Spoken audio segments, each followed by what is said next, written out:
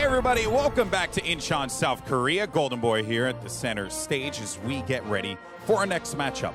It's going to be Japan going up against Hong Kong. Now here's the thing, both of these teams are currently out of the running for BlizzCon, but what's on the line is pride. For Japan, it's bouncing back after that loss against Finland, and for Hong Kong, it's about getting that coveted first win. The question is, can they do it? And we're going to go ahead and find out. So let's send it over to your casters and get this game moving. Thank you, Golden Boy. Of course, it's going to be Japan versus Hong Kong here. And even though neither of these teams may be able to get to BlizzCon, they still got a bit to play for, where all these players have OWL aspirations. Yeah, as we said, the teams are playing for pride. You know, national pride, of course, means a lot at the World Cup. It means a lot to represent your country on the big stage. But for individual players, this can be their Overwatch League Season 2 tryout. So I certainly want to see the shining stars of these teams on their best heroes, giving it the best they got. And of course, two of the shining stars of this group stage so far, it's been Mui and Depp. And now we get to see how they match up against each other, not just killing the gods OWL, but taking on both. I'm definitely more than excited for that matchup. I really hope to see both of them on Widowmaker, battling it out. I'd have to give Depp the edge. He's been so strong. But let's take a look at Hong Kong's roster. Hong Kong, of course, Mui has been sort of the hero so far, but I think it would be remiss if we didn't mention they've seen really good stuff at Mango Jai, Miku, and I think Hong Kong, they've had their flashes of brilliance over the course of the tournament. Just they haven't been able to get everything together quite at the same time. Yeah, I like to see Ewan in as well, and it looks like Crazy is making the swap on a support. I believe he was playing main tank for the team previously. Yeah, I don't know if that... We'll see if he ends up playing support. That would be a big swap up if he was. But of course, you take a look towards Japan, and to Japan, it looks like Amiken's going to be back in, and of course, Depp playing here once more, where Depp, he's been looking very good, even against some very tough competition. Depp's Widow, and also definitely Amiken on the Genji and the Pharah. These have been strong suits for Team Japan here. Yeah, and I'd also argue that Sabagad has also had his moments as well, where Japan, they need contribution, and sometimes you can get that from your Zenyatta player, and Sabagad has been that guy more often than not. And of the teams without Overwatch League players so far in this tournament, I've really been most impressed with Japan. You know, their supports really playing together, more tank line synergy than we've seen out of some of the other non-Overwatch League teams here in Incheon. So I certainly have high expectations for Japan in this matchup.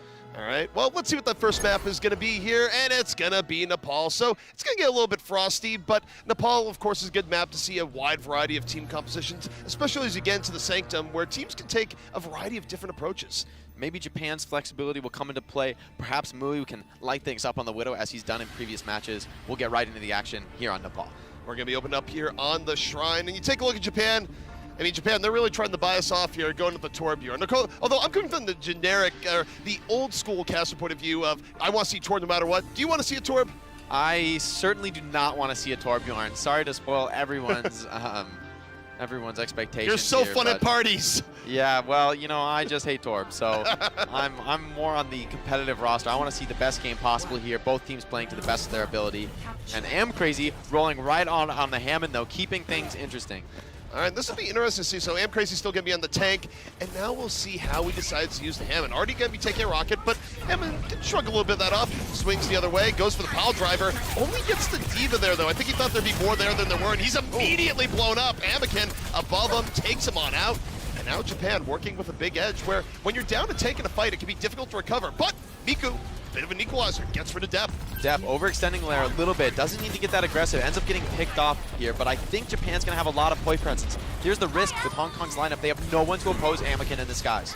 Amiken working with so much room right now, and you know, he's not even in the skies, just in the back line, and Hong Kong's just getting bullied over by the tanks of Japan. Crazy has gone over to the Winston, but the just gap in tank play there after he died on the Hammond just creates so much space for Japan to take that first control. And at the same time, punished for that hero selection. Samurai D with a massive lead on that Primal Rage charge can be really impactful on these control maps. So Japan, they're at 16% right now, and they're working with a really big ult lead right now. Almost everything is up for them. Yeah, Hong Kong moving in quick, though. To their credit, they need to take this fight as quickly as possible. But GZQQ punished for the DMEC. Amiken's Barrage finding one. Yeah, you drop the Barrage, you get rid of the Lucio, and you just make it easy for your team. And more importantly, you talk about the idea of ult economy here. Japan only had to invest the Barrage. Exactly here. A lot to work with for Japan for this next defense, but a few ultimates coming up on the side of Hong Kong. Potentially, this Dragon Blade could get something done. Yuan switching over to the Mercy. I like this, potentially able to boost that Dragon Blade, give him a chance to take out the combo in the sky. If Hong Kong's going to be bringing back, the time has to be now. Miku gets poked down rather heavily, but he's going to get healed on up. Colossus out. Where's the Dragon Blade? He's holding on to it. Crazy's already down, but now he's going to invest the blade. Still decides it's a good idea, but maybe it wasn't. He's blown up by Depp. He layered the pulse bomb in behind him and caught him, and as a result, Japan continues to hold forth. Miko looking a little bit lost with that Dragon Blade here, and Hong Kong making the switch onto a double hit scan as well as a Zenyatta. This is a much stronger composition against the Pharah, but I can't help but think it might be too little too late. Very few ultimates to work with, essentially only a Primal Rage, and even that not quite ready yet, so these hit scans are going to have real trouble getting in. Mango Jai down immediately. Hong Kong just out of options here. They might have one more fight, Jake, but what does it mean to take a fight here where you don't have anything to rely on in terms of ults? I think at this point you really need somebody to make the switch onto a Sombra, Tracer, Doomfist, those emergency point-touching characters. At this point, they're going to be running to their deaths.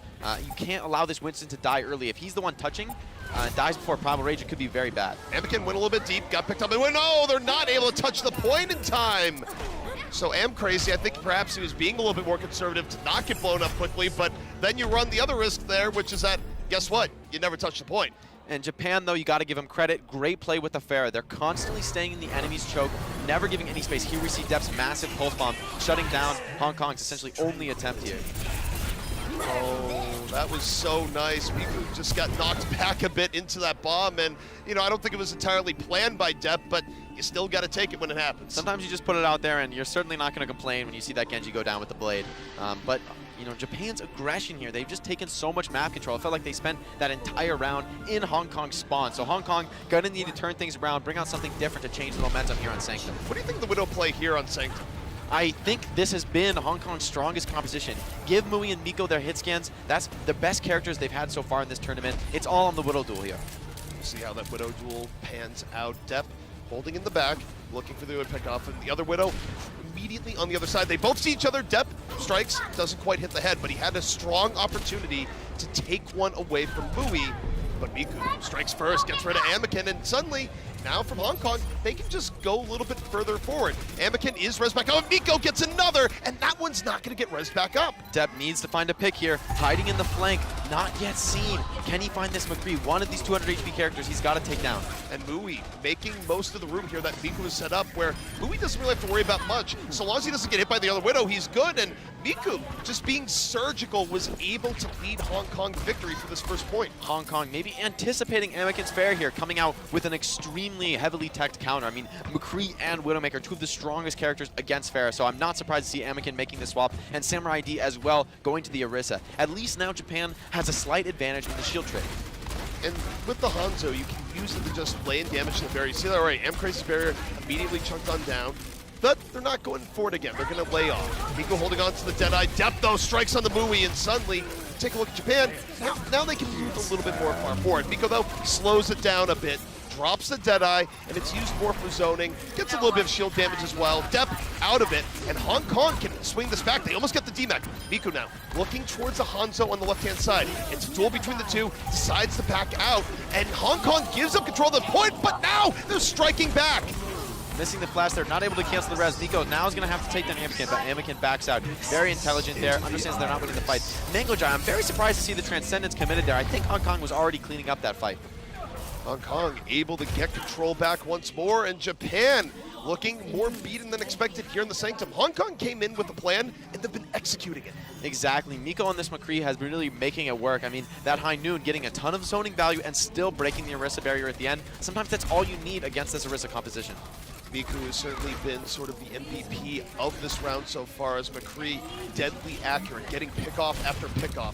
Mui, the threat in the back line, something that Depp has had the respect, so he hasn't been able to look to McCree. Self-destruct out a little bit early from GZ, and I think he might want to get that one back. You have a counter self-destruct in from Japan, also doesn't do much. Deadeye, Miku, looking for anything, going to be using it towards shields, but GZ is down early because that early self-destruct out of the fight. Hong Kong going to have to compensate now in this 5-on-6, and they're slowly getting bullied back. Depp finds Mango, and Japan retakes the point. Mui forced out of that angle. Dep's able to take all of the map control. Anakin being able to provide a lot of assistance with these Sonic arrows. It makes a huge difference in the Widow battle when you can just get your Widow that little glimpse of where her opponent's position is. Just a small advantage can make a huge difference. Now Japan with the Infrasight and the Dragon Strike, this is another natural combo of the double sniper setup. Anakin is going to have perfect information to set up this Dragon. If you're Hong Kong, do you just wait this out rather than committing to a side, knowing that this could be in the waiting? Absolutely, 100%. You do not push into Infrasight. It's an incredibly poor decision, and great layering of the Sonic Arrow there just as the Infrasight ends, so buying even a little bit more time.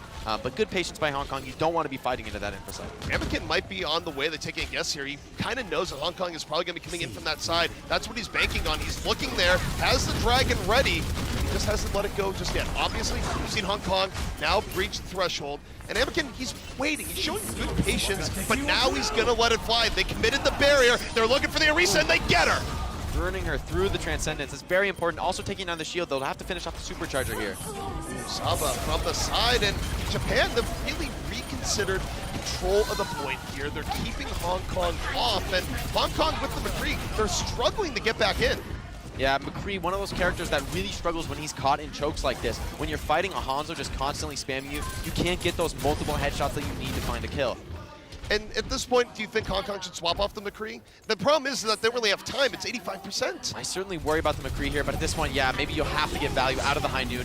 Crazy onto the Hammond here, trying to get on the backline, but just ends up forcing a Transcendence and falling for his efforts. Crazy gone. Hong Kong going to be working with a man disadvantage. Anakin close to another Dragon Strike. Saba, though, gets picked, and Hong Kong keeping their options open. They need this round to extend the map, but Anakin still a threat.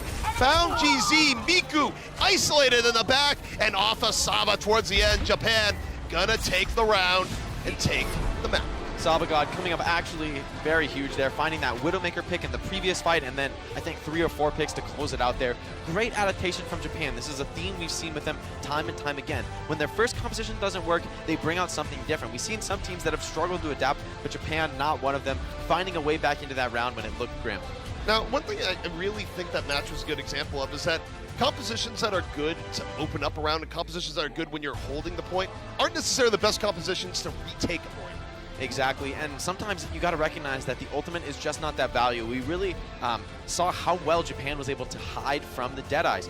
Nico really not finding anything with that. A couple shield breaks here and there, but that's about the best you can expect when a team is as disciplined as Japan is. Yeah, I mean, when you're a McCree and you're using Deadeye, are you really expecting to get any eliminations, or is it more so the impact of you got to respect it, you might get a little bit of shields? It seems like it's a bonus. When you're defending the point, forcing those attackers to hide for that 6 seconds, I mean, that's just more time on the clock, and maybe you can break your shield and start snowballing your Orisa advantage on point. But trying to retake into that, it's almost impossible to even get the shield break value. We saw Japan trying to stand on point with the High Noon, but everybody, or excuse me, saw Hong Kong trying to stand on point with the High Noon, but everybody on the side of Japan just right around those corners, waiting it out, very patient play, exactly how you need to treat McCree. You know, one thing I thought was kind of fun here as well is that we talked a lot about the Widow v Widow battle, but so much is also made of the tank play and the other DPS, where we thought it would be a lot more of Dep v Mui, but Miku was having a big impact in the early moments, and it sort of took away from, hey, Widow v Widow. It's like, by the way, McCree. It felt like once Japan took control of point, their Orisa was able to apply so much more pressure. I like the positioning from Samurai D, electing to play on the point, right up in the face of Hong Kong. Every time they try to come in, he's right up in that choke, dropping a shield right in front of their McCree and Widow. They're just not able to find the same angles. And at the same time, you have Anakin and Dep both taking double angles from different parts of the map and constantly applying pressure on the flank. So very difficult setup to get through on the side of Hong Kong, not able to do it there on Sanctum. Well, speaking of setups, let's see what the next map is going to hold, because that's going to affect setups quite a bit. And we're going back to Eichenwald. I love to see it. This is a really interesting map type, but I have to feel like Anakin's Sphera is going to come in clutch here. It didn't feel like Hong Kong really had any answers on that first map of Nepal, so we'll see if Anakin can do it again, raining in rockets from above. Looks like, yes, he is on the Pharah. I'm happy to see it. Dep on the Tracer as well. I like this a little more than the Widow on defending first point. Gives you that aggressive flexibility to punish a more greedy composition on the side of Hong Kong. Well, the other thing, too, is that when you're running the Tracer, is that the Tracer can get into the back line and force you to look back. You're not just staring at the far, which means that Anakin is going to have more room to be sneaky, to go around other sides and catch them off guard, because if you're ignoring the Tracer, generally it does end pretty poorly for you. but also to Hong Kong's credit, recognizing this little bit of predictability. You know that Anakin likes to play the fair. You expect that out of him. You just come out with this sort of unorthodox double hitscan composition, a very greedy, damage-heavy composition, but against the fair, it can be very effective. We've seen how hard it is to play fair against multiple DPS that threaten him. I'm also curious to see how Depp handles McCree in the back line, where you have to give a wide berth. You don't want to go in, you don't want to get flashed, and even just a raw damage of McCree can be enough to take you down. But already, hook shot, Bowie had a chance, got the body shot, but wasn't able to quite get the head. Applying the pressure early, waiting for that headshot. Doesn't want to reveal his position too early. Unscattered, but Depp finds the first pick. Mango Jai falling. Miko can't protect them yet. Oh, he was picked off by Anakin there. Didn't see the rocket, but this is looking real good. Miko, though, even as punishing Depp, it doesn't really matter. Japan so thoroughly won this because he was looking for the fire, wasn't diving in with the seam that he can't even stop the res. Depp is back up, and Japan still whole. Miko and Mui, exactly as you say, both looking for Anakin, but Anakin just positioned so passively, knows that he doesn't really have to get anything done. All he has to do is stay alive, and Mui and Miko are always going to be worried about moving past this choke. Mui is getting opportunities. Anakin is showing himself to him, but he also turned away there, didn't give him the easy headshot. So it's back and forth so far, but Anakin, even getting pinged a little bit, hasn't given up that lethal headshot just yet. And now just using the tower for cover, being so aware of the hit scans on the other side. Kenmo, though, on this D.Va, coming up on the self-destruct can be really impactful against low mobility DPS, especially if the grapple shot is baited from Mui. Anakin now going to turn back. The tanks engaged for Hong Kong, but as it's engaged, Japan's looking more towards the backline. They're going for the supports, but the Zen just barely able to get away. Anakin now under pressure, going to be taken down. Miku and Mui combining for that one, and Hong Kong now with a real opportunity to move on in, but Depp on the other side is keeping this even for Japan. Could go either way now, but Depp has fallen. Mango with a nice pick off there, and it's going to cause Kenmo to have to delay for a long time here. Use the self-destruct, dives on in though. Japan being awfully aggressive. They force the Transcendence out, and Hong Kong giving some ground. Hong Kong being pushed back, as you said, at least now they have the infrasight. It's going to be very hard for Anakin to find a barrage. Like on the other side, nice dinks on the Anakin. And Anakin gonna get res back up, couldn't punch the res. Miko, can you do it one more time?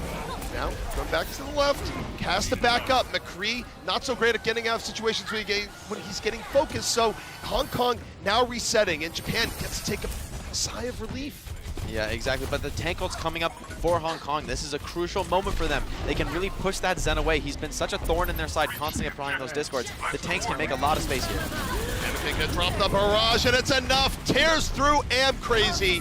Hong Kong, though, striking back on the other end. Depp cannot be the savior this time around. Taken down early, unless, of course, he's rezzed, but Hong Kong can't get presence on the point. GZ is punished, and Miku doesn't have anything to work with, doesn't have the protection, needs to back out. The differences between these two teams really being exposed right here. Hong Kong's DPS feeling a little disconnected from their tanks. We see a really aggressive movement from GZQQ and Crazy, but Miko and Mui just aren't there in time to follow it up. Now forcing the Transcendence out of the Sabagod, but it's not enough, just healing up these tanks. He went for the stun on Samurai D, but to your point, there just wasn't enough focus fire. He was able to keep out right away. Hong Kong unable to get the moment they're looking for. Miko is out, and he's been the big gun for Hong Kong here so far. It's been less Mui, more Miko, and now they're both down, so who's going to be laying in the damage? It's no one. Mui showing a bit of inexperience there, popping that infrasight after already losing 2 or 3 teammates. He's not going to have that for the next fight, and I think he'd really like it.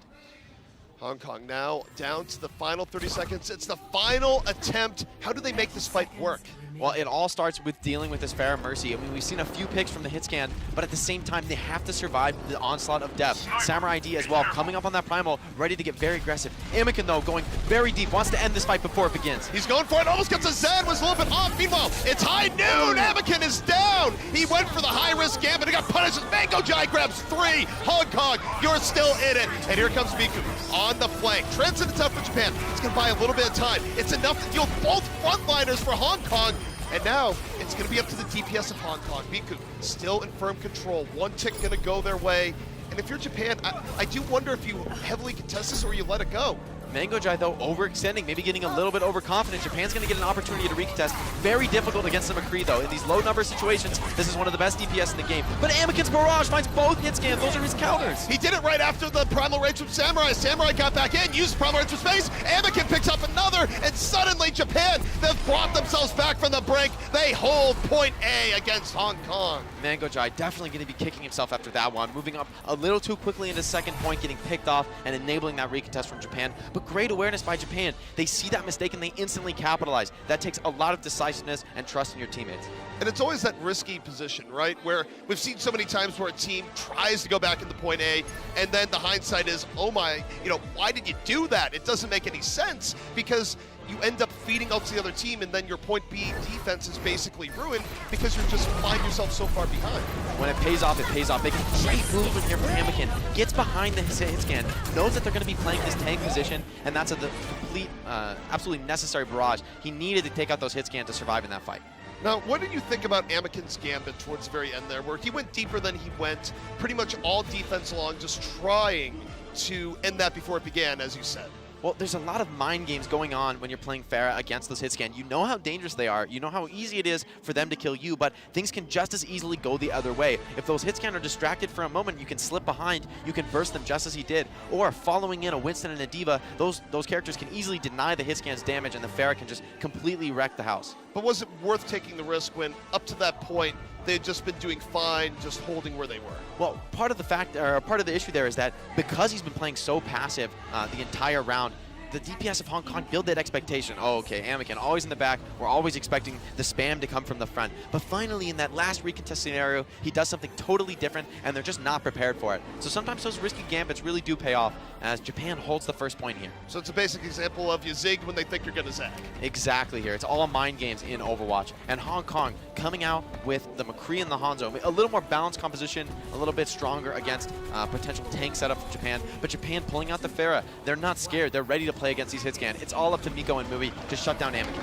Anakin, he's been the king of the skies right now. His ground has never been higher, and as a result, Japan, they can just wait for him to land some good rockets. So, although as I say that, Japan looking a little bit more aggressive, jumping on to the archway. And Hong Kong, I think they need to give them the space. It's not the greatest spot to hold. They are going to back off, but Anakin so far doing pretty well, uncontested, getting rockets to the back line, but now a little bit of fire goes his way. And here's the trouble of this McCree trying to fight a Pharah at ranges like this. There's so much damage fall off that you're just not doing the same kind of damage that a Widowmaker would. Anakin's a lot less scared to play in these long sidelines and just put out that no fall off damage.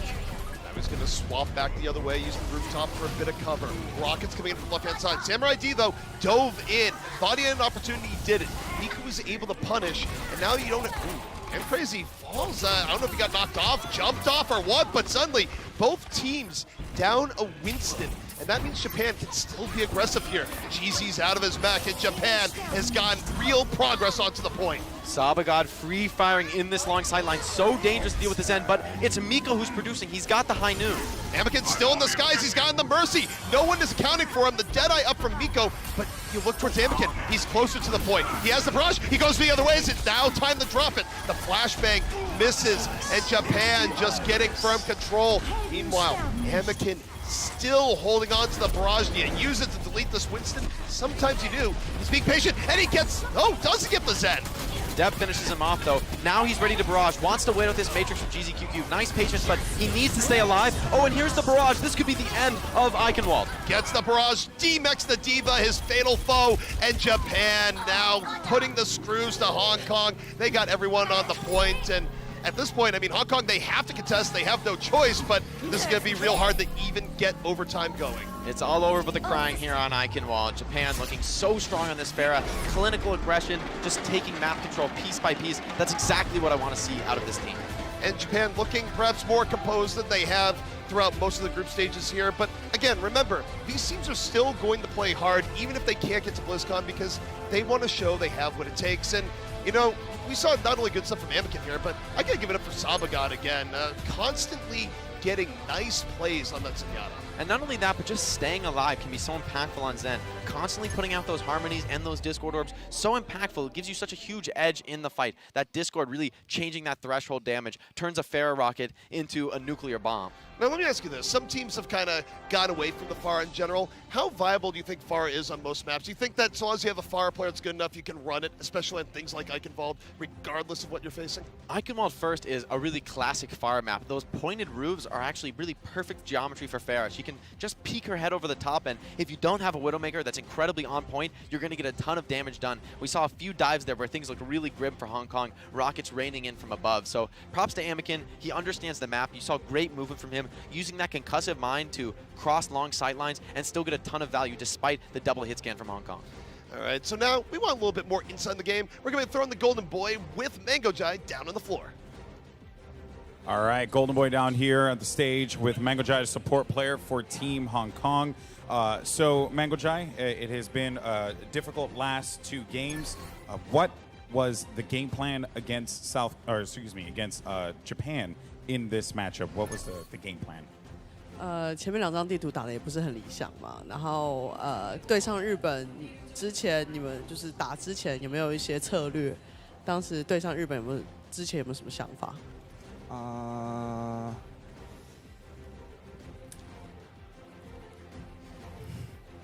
？You got it.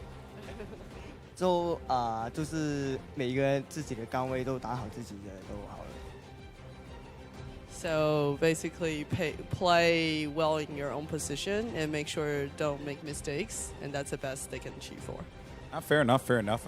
Was there any player when you were preparing for this matchup against Japan that you personally were worried about, or the team, whichever he's more comfortable answering? 对上日本队有没有任何的，就是日本队里面的选手是让你比较担心的，让你觉得压力会比较大的？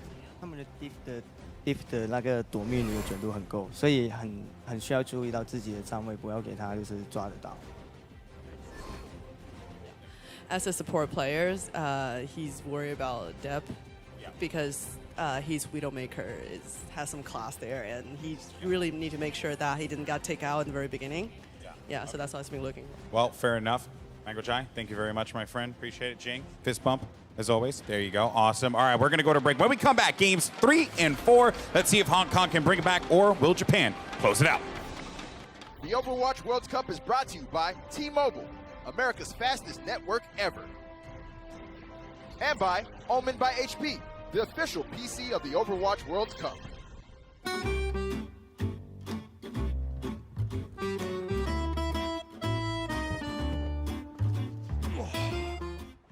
Oh, are you Ready to go to lunch? Yeah, dude, let's do it.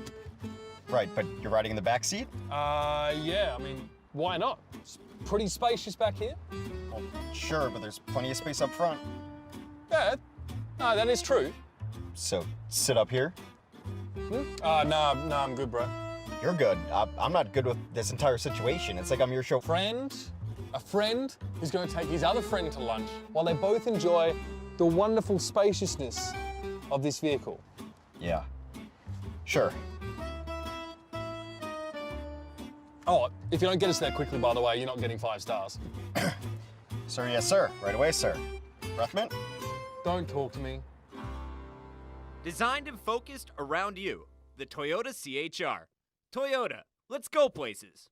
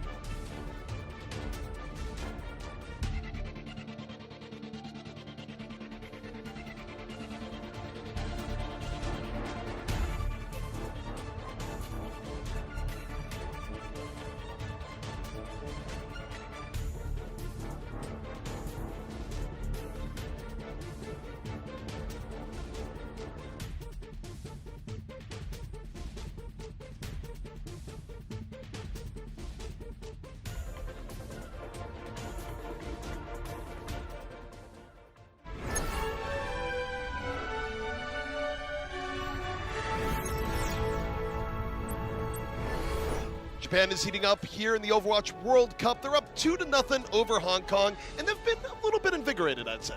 Certainly, I love to see exactly the kind of gameplay that's coming out of Japan right now. Clinical aggression, not rushing pushes, especially playing against these double hit scan setups. That can put a lot of pressure on a Pharah player, but Anakin holding his cool, moving around, just clinical movement on Pharah, exactly what you want to see on Iconwall. You know, the cool thing about that, too, is that sometimes people kind of distill Overwatch being, oh, it's a game where there's hard counters. It's like, look, you just managed to run a Pharah against double hit scan, and hit scan pretty good against the Pharah. So how you play around the map, how you play with your team, all matters a heck of a lot. And a huge element of defeating those counter picks on the DPS role is how you move with your tanks and supports. If your Winston and D.Va are timing their aggression with your movement, your Pharah is a lot more free, and you need to do the same to support your Zen. He needs to get across those sight lines before the McCree and the Widow can pick him off. So, of course, these strategies can change depending on the map, and let's take a look at what next map is going to be heading our way, and it's going to be Temple of Anubis once more. So, Temple of Anubis, it's been a favorite here in the Overwatch World Cup. Interesting selection from Hong Kong here. This was also Japan's map selection, if I remember correctly, when they had lost the hybrid map type. So I think Japan also going to be very comfortable on Anubis. I don't know how well this is going to play for Hong Kong. You know what this could be, though? This could be our best showing of the Depth versus Mui matchup, where I would say argue that Anubis is kind of more pure for that sort of set between Widow v Widow, even though sometimes you do have the Genji that makes things a little bit spicier. Especially that first point. There's certainly a lot of opportunity for a great Widow to show off. But here we'll also see a sub Tayo coming in for Anakin. So maybe some more Tracer-focused strategies coming out for Japan. Anakin's flight is over. Tayo going to be handing this a little bit more on the ground. We saw him earlier in the day where when he subbed in, he came in on the Genji, and you know, I would argue it was a little bit up and down, but he certainly had his moments. Definitely, and a little bit maybe more of a flexible player, ready to go to the hit scan roles like Tracer. You do want the specialist ready to play that role. Anakin, of course, more of a focused projectile player. At least that's mostly what we've seen of him here at the World Cup. So Anakin, he might not be taking flight any longer, but if you like Genji play, we're going to be getting a bit of that. And, you know, we've been talking a lot about the DPS, but again, going back to Japan, I got to give some props to Sabagod, where Saba has been reliable. He's gotten picks when needed, and honestly, it's been rare to see him picked off early. And all, for me, comes back to the positioning. Sabagod, you constantly see him, potentially off camera, but in a sightline where he's applying a ton of pressure, spamming those sightlines, keeping the McCree down, keeping his opponent Zenyatta down, still applying harmonies and discords. It's really that survivability that determines a great Zenyatta. So, as we head into Temple of Anubis here, we've seen some teams like Chinese Taipei decide to go super tanky here on the point, and that actually threw Hong Kong for a loop earlier in the tournament where they deal with the Orisa that was in the bottom of it, and they ran double hit scan. Do you think that Japan might have taken some notes from that and they'll run something similarly tanky? Yeah, I'll have to hope that Japan is ready for that kind of strategy, the extremely defensive hold. Maybe Japan will also bring out that same thing. It did sort of stymie Hong Kong, but maybe Hong Kong, having experienced the strat, more prepared to adapt a little more quickly than they did versus Chinese Taipei. So Japan, of course, you're taking a look at them here on the defense. Super unlikely to be running this metro, but you use this to get people to the high ground that they normally couldn't get to. And in particular, it's Sabagod who gets the elevator as Nana, where, you know, Ana's a little bit older in age. She doesn't have that much mobility, but yeah, create a handy teleporter in the future, works just fine.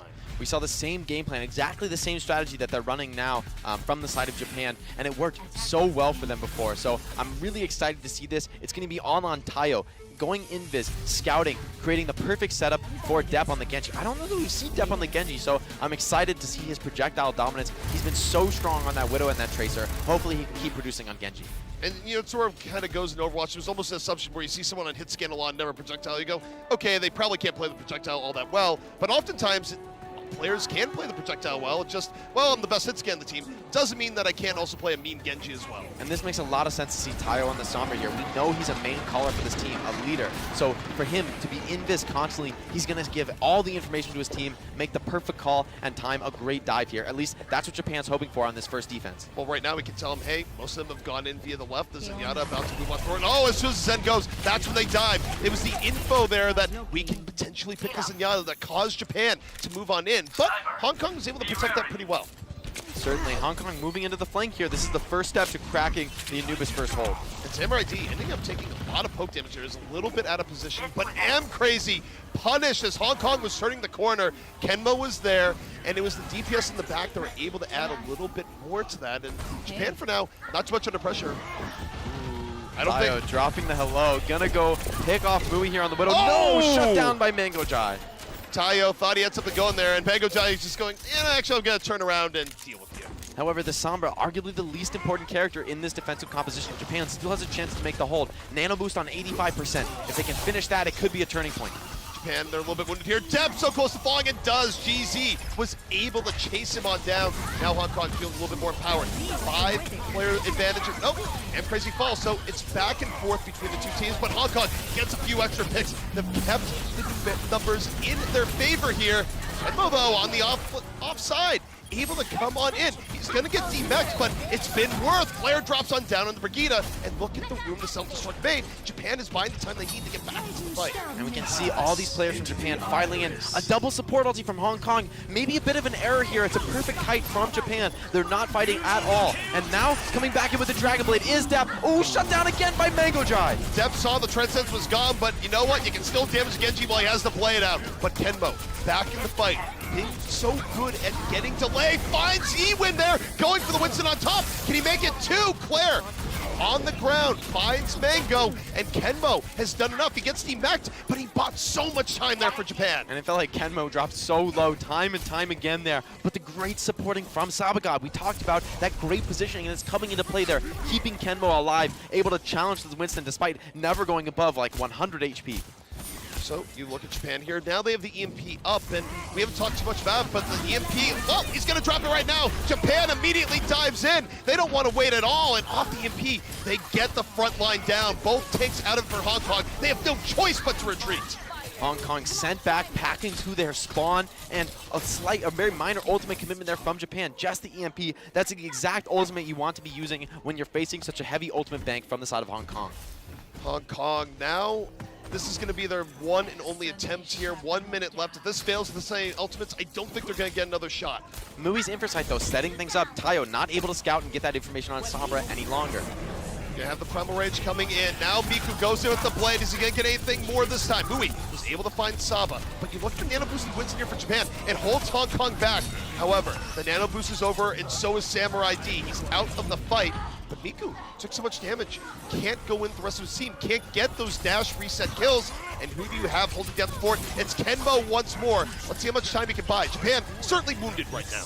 Claire sneaks away with his life, though. That could be crucial. Another Transcendence from Mango Jai on the point. Kenmo dropping low, chase down, committing the self-destruct here. It looks like Japan does want to take this fight. Japan, they're going to re-engage, and D-Mech comes in. Kenmo able to get back into his mech. Still on fire, and he gets E-Win again! Kenmo continuing to regulate the point here for Japan. Tayo and Claire there in the cleanup. Final 10 seconds, that's a team kill. And Hong Kong, they're not going to be able to get back here. Samurai D just going, hey guys, what's up? By the way, you actually can't get to the point in time. This defense is ours. Great presence of mind there from Japan. Every time they lose a player to those aggressive picks from Hong Kong, they have a great ability to regroup. They back up. They don't take the fight 5v6. They give a little bit of point time up to Hong Kong. We saw Hong Kong committing that double support on point, and what did they find? Absolutely nothing. Just a perfect kite from Japan. So really Japan showing their experience there, playing around those ultimates so effectively. It also shows the power of delay, right? Where I think Hong Kong just thought, all right, the fight's over, throw everything in, let's be sure. And then Japan, they waited. And Kenmo in particular, he was showing great patience of when to re-engage, and I think Hong Kong at times forgot about him, where he was able to pick E-Win, like, what was it, 2-3 times? You can't have that happen as a Mercy where you're ignoring the diva and she just runs you over. Yeah, Kenmo understanding that maybe the focus of the Hong Kong squad is elsewhere, and he's absolutely capitalizing on that. So Kenmo really coming up huge here. This is not a look we've seen from him so much so far, but just absolutely crushing it on this first defense of Hanamura, or excuse me, Anubis. So Japan, of course, with a relatively clear path to victory here. All they need to do is simply get on to point A, and in fact, they only need 80%, so it's a little bit less than the threshold for a full capture to begin with. Hong Kong, they're going to need a mighty defense here if they want to stay in the series. Hong Kong, though, back on one of the classic compositions of the Overwatch League. This Widow Tracer dive has won a lot of games. It is a very balanced composition, and I would argue that there's just no counters. The only way to beat this strat is to simply outplay. So this is going to be all on Japan. Can they make this dive work? You need to shut down Mui, you need to shut down Mango Jai. Both of them have proved themselves more than able to stop a push. Is the Genji the most important piece here for disrupting the backline? certainly Tayo is going to be a bit alone here, but it's going to be on him and Kenmo. If Kenmo does decide to roll out on this Wrecking Ball, I would actually really love to see that here because it gives you so much pick potential on Mango Jai. But no, we'll see the D.Va. He has been really successful on it, so I certainly can't blame him for that. I'm sorry, Jake, you don't get to see the things you love. Yeah, I actually think it could work here, but we'll have to wait and see. But Tayo with this Dragon Blade, if he can farm before Mango Jai's Transcendence, we've seen how impactful that can be. Nice opening headshot by Mui. Oh, almost shoots himself there. The deflect certainly doing quite a bit of damage. And take a look at Hong Kong. They're still going to hold back, but Japan is getting a lot of mobility to move through the opening. They haven't been challenged much. Now the Winston going on Mui. Mui under pressure, getting pocketed while this goes on, but while he's getting pocketed, you take a look at the tanks. Crazy GZ hurting, but Samurai hurting a bit more. However, Saba somehow got Ewin. Mui going to have to bring this back.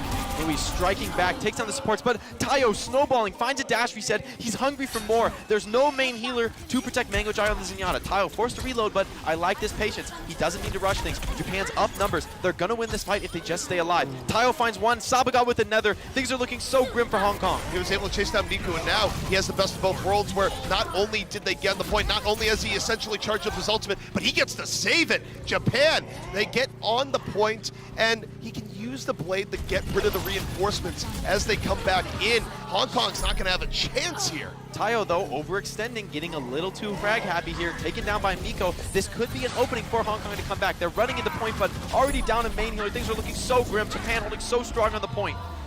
And Hong Kong, they're unable to keep the stall going, but Japan was so loaded with options that I don't think it was gonna matter there. And that's the power of taking that first fight so decisively.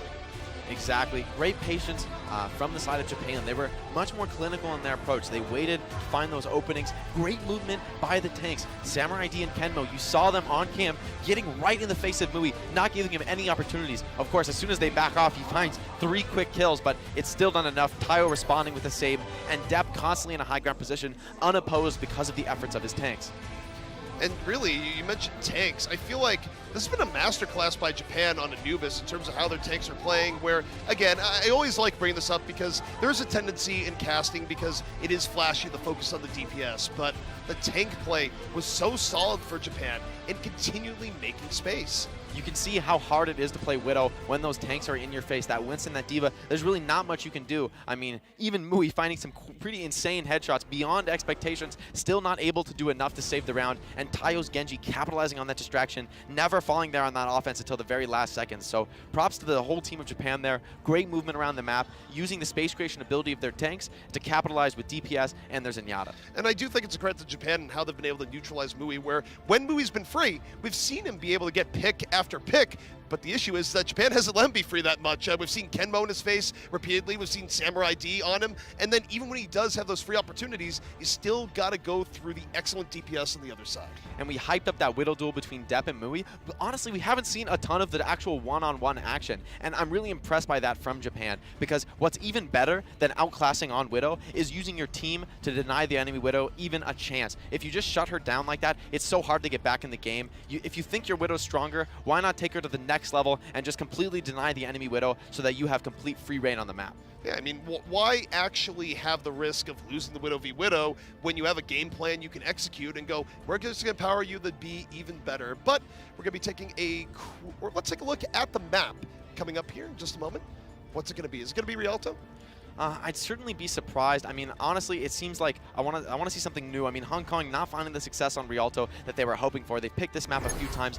Maybe it will be, and it is going to be Rialto, potentially looking to bring out some new strategies here. I don't think they've had a ton of wins so far on this map, but it has been an equalizer so far in the tournament. We've seen a lot of teams bring things back here, potentially a map where a little more difficult to get in Mui's face. Those sight lines are a little bit longer, more difficult for the Winston and D.Va to close the gap. Now we take a look at Japan, and of course for them, they've won the series, but why not end your World Cup tour with, a bit of a high note, that good 4-0. You certainly want to make everyone look good. Of course, all these players, as we've talked about, have the aspirations of the Overwatch League. So showing your hero pool, showing your diversity. But I'm very glad to see Depp back on the Widowmaker. This has certainly been his most impressive hero. So why not end it with the best opportunity for that Widow v Widow, where Rialto arguably the most defined by this in recent times? And how much of that is, do you think, teams being new to the map, and how much of it is it just the map actually favors Widow quite a bit? Well, there are a lot of long sidelines. You can see right where Samurai ID is. This has been a classic offensive Widowmaker position. It's so hard to stop the Widowmaker from standing there because it's right next to her own spawn, and yet the sideline is so threatening. It looks all the way back into that first point. So a very dangerous sideline. I think we'll see Mui move into it soon. We're going to be looking on the Widowmaker. Ewin already a bit far up. See him being a little bit pokey, going to drop on back, and that's a little bit risky at times where you get chunked down low, you want to get out of the way quite in a hurry. Ewin able to get healed back up here. Now the real fight's about to begin. Yeah, Mui, though, electing to play closer to the card here. Oh, and takes out Dep with just one chance, finds it. Great work from Mui. Looks to convert to more here. He's unopposed for a moment, finds the headshot on Zarya. Looking for more. The shield was almost down. He had the opportunity. Dep, though, going to get res back up. He's going to have to respect the Widow on the other side. GZ apply pressure on the Diva, but he went too far, gets demeched. And Japan now's the opportunity to go back the other way, but Mui gets Dep again. And Miko finding Claire. There's no more Resurrect available. Very few heals on the side of Japan, but Samurai D is getting aggressive with the health pool that he has. Great awareness, knows he has to turn things around, and does. Great aggression by the Rhine. Samurai and the E-Wind, and Japan able to hold here so far, and oh boy, Kenmo's going really deep. Oh, nice jukes from Mango Jai, staying alive in a potentially dangerous situation though. Kenmo with the Graviton Surge, very powerful. Mango Jai without that Transcendence, there's going to be no counterplay available if GZQQ can't manage to eat it. And that's a key point there. Kenmo wasn't going for the kill, he was going for the last little bit of getting grabbed. Exactly there. Escaping with his life. Good discipline by Kenmo, not over-chasing that kill after Mango Jai applies a bit of those jukes. But Tayo, ready with the barrage to combo here. This could be a devastating fight win for Japan. But I like this patience. They don't need to rush things. They are the defenders, and that clock is counting down. It's on Hong Kong to make the play. Samurai D holding on to the Earth Shatter, but the grab is in behind him. So multiple options here for Japan and how to win this fight. Samurai just going to keep holding back. Waiting, Dragon coming out from the offense, and that's going to force the takes of Japan back, but they're not really that hurt here so far. They're going to bend back, but Kenmo's down! There won't be a grab! Miko gets Tayo, and suddenly Hong Kong has made a way through! This is what we wanted to see from Hong Kong this whole tournament. Unleash Miko and Mui. Put them on the most impactful heroes you can. And in this case, it's double sniper. I love this look from Hong Kong. Japan, though, hoping for a recontest here. Almost every ult available. They will have a major advantage in this fight if they can actually take it. Yi-Win with the Primal Rage, maybe looking to knock them off the bridge and end it before it begins. Hammer down. Samurai D knocking off the point. Mui, though, got Dep. Hong Kong pressure still in there as Mui explodes. Gets a second one. Miko flipping off from the other end. And now you're going to see him looking for Kenmo. Kenmo, as is Zarya, how long can you delay here? He's not really in a great position to delay. Almost gets the mercy as Miko. And Japan barely able to delay, but I'm not sure how long it's going to be. They had to use the grab just to buy a tiny bit of time. Committing the Transcendence well. At least Kenmo does have high charge. Going to put a lot of damage. Tayo finds one sniper. Can he find the second? Gets the mercy. That's enough. What a hold from Japan. Tayo is being contained, but the one time you don't contain him, he makes it rain. Japan finds a way back into the fight, and that is the defender's advantage here in Rialto first. And Deb strikes back in the Widow duel, maybe starting to turn momentum the other way. We've seen so many teams stagnate at the very end of this first point. It's so hard to finish the fight, especially with Kenmo constantly on 100 energy. Really impressive Zarya play from him. Japan holding now in the courtyard, and Hong Kong, they had a great opportunity, but it can be so hard to put a team in that position. Certainly Deb with the Venom Mine. Finds Mui, looks for the pick. No, he's going to back off. Sees double sniper, doesn't want to take the 2v1. Good discipline. Dep going to use the grab to get away from GZ. Oh, okay, GZ actually just wants to go in deeper. Dep, though, gets the heals, is still in good shape. Has to be aware of where Mui is. GZ still in there. Dragon can make a little bit of room, but Tayo found Mango Jai. Ends up giving his life for it, so 5-on-5, but that can favor the defense here. Dep, you get the mercy, that'd be big. Valkyrie gonna be invested. Miko, though, finding Sabagat on the flank. Miko constantly attacking the flank on this Hanzo, going so aggressive on the Zarya. Kenmo with the Graviton, though, finds a few. Will it be enough? Graviton, it won't be enough. Japan gets several eliminations, and the Shatter comes in right after. Samurai D following through after the grab, and Japan holding strong here in Rialto. Once more, a brilliant first point defense. Hong Kong coming so close time and time again. Mui and Miko just absolutely popping off there, finding so many headshots from the flank. Great understanding of the composition for them CPS, but it's not enough. They can't deal with Kenmo on the cart. Constantly high energy, farming those Gravitons, knows that even when his team dies, they still have a lot of HP to work with, stays in the fight and makes it work. Nice commitment.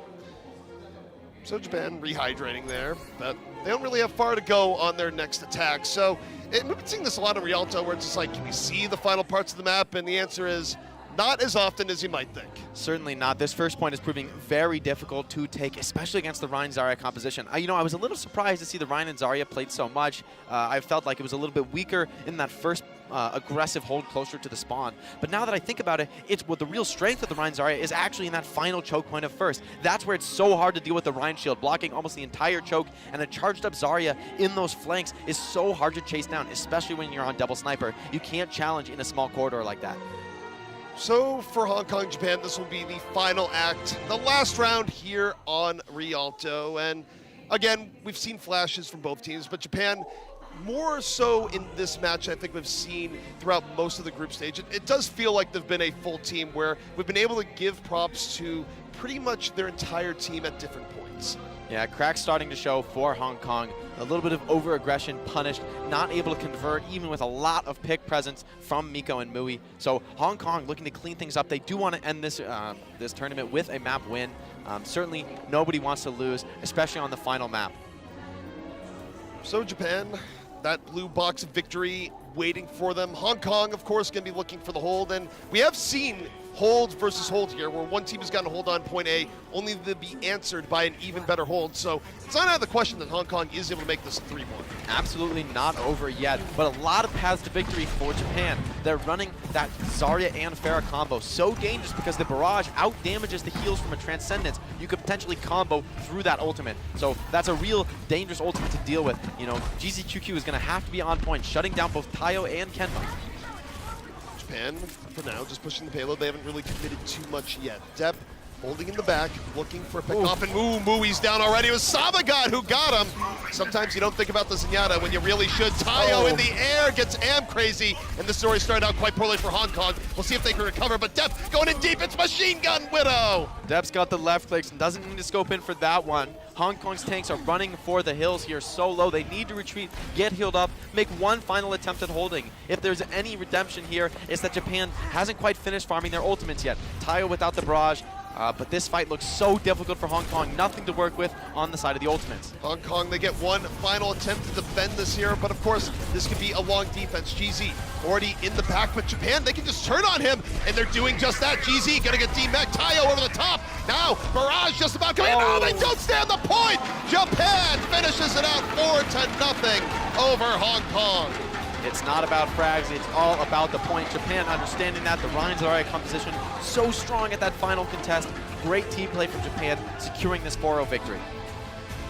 So for Japan, even though they did have hopes of getting the BlizzCon, they did have hopes of recreating some of the magic of the Australia stage last year, they're still able to end on a higher note. Exactly. They're certainly happy to take that win. All these players are competitors, and of course, as a full team, they will be competing in the Asia-Pacific Contenders Finals. So they're definitely looking to take any win they can get, any experience they can get. Japan's certainly looking strong. I can't wait to see more from this team. It's an excellent point where, of course, for a lot of these players, I believe it was their first experience in a live environment like that. So it's great practice for the Contenders Pacific Finals, where, of course, they are known as Cyclops Athlete Gaming. So this is learning. This is experience. Competing online and competing in a live tournament are just completely different beasts. When you're on stage, you hear the roar of the crowd. That can really change things. It puts a lot of pressure on as a player. So the players that can adapt to that, be ready for it, and perhaps even harness it to play even better than they normally do are really going to succeed in those LAN environments. And of course, also overall for the Overwatch World Cup, it's a story of watching players grow, watching players put on good performances. Even if you're not an OWL, you gotta start somewhere. So again, it's just good to see these players play.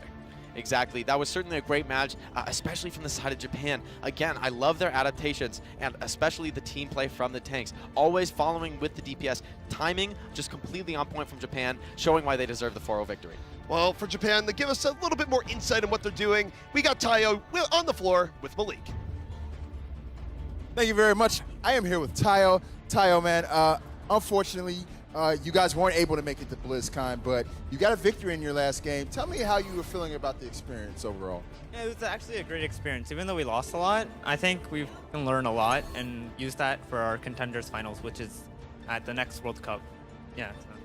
Now, in this matchup against Hong Kong, there were a lot of fights where it looked like you guys weren't going to win. You were down like 3 players. Were you surprised that you were able to win some of those fights? Yeah, like the one on Eichenwald, I was watching in the back, and I thought we were just gonna go to second, but they just came in and just killed everyone, I guess. Yeah, it was actually very surprising. Now, of course, this was you guys' last match of the stage, so I wanted to give you an opportunity to kind of say something to the fans at home in Japan who are watching.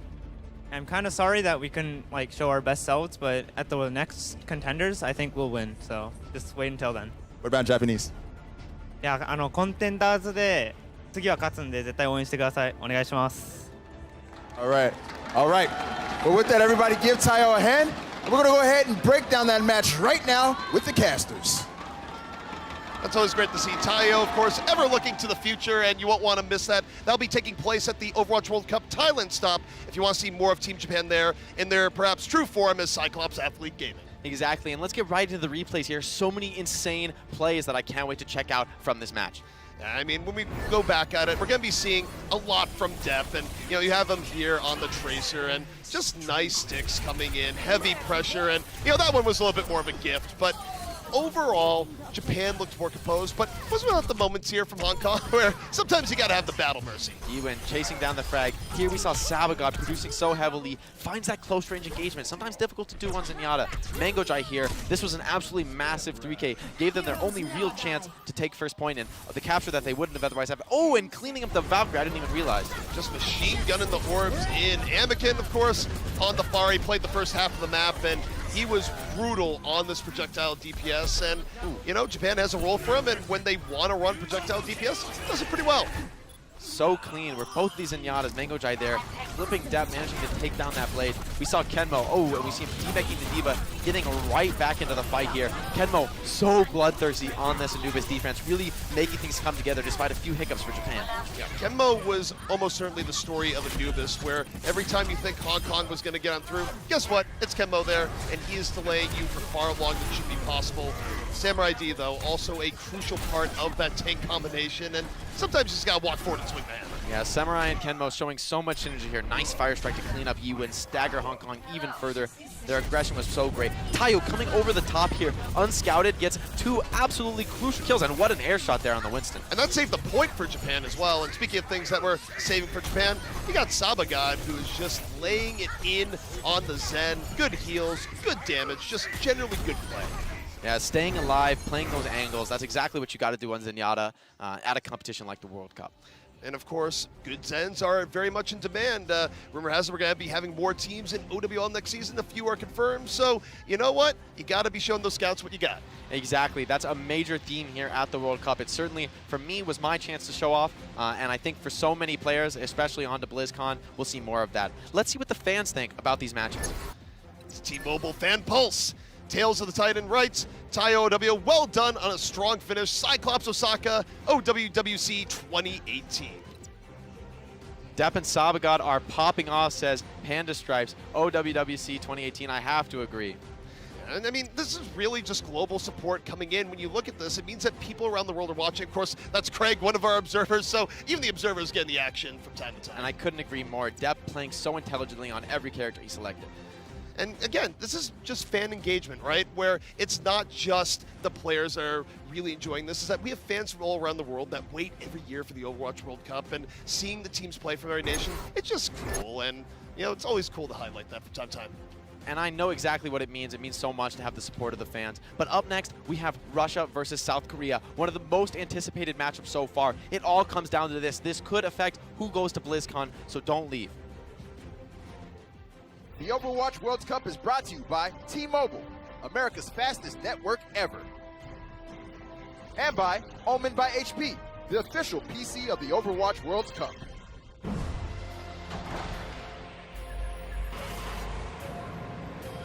They don't just play for a team. They play for every fan, every rival, every moment, every match. And when everyone watching expects the best, they perform with the best.